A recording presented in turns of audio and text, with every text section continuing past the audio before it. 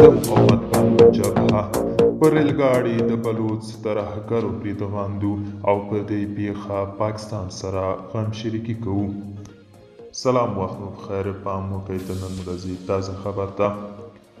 د پخواني جهادي قوماندان احمد شاه مسعود زوی احمد مسعود په مشرۍ د مقاومت په نومي جبهې ویان علي میسم نظري په یو اعلامیه کې د بلوڅو ازادي غوښتونکو غورځنګ له لوري پر ایکسپریس ریل ګاډي برید او پکې د پاکستاني عسکرو په برمته کولو خواشیني ښودلې وه.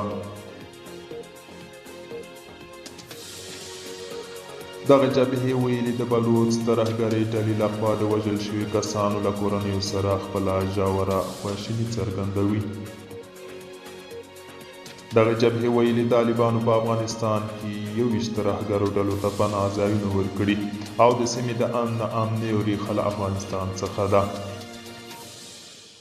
د مقاومت په نوم جبهې په وینا د افغانستان کې له دغه بحران سره د مبارزې لپاره یوازې یوه لاره شته او هغه د یو ډیموکراټیک حکومت د رامنځته کولو لپاره د افغانانو د ازادۍ غوښتنې نارې ملاتړ دی.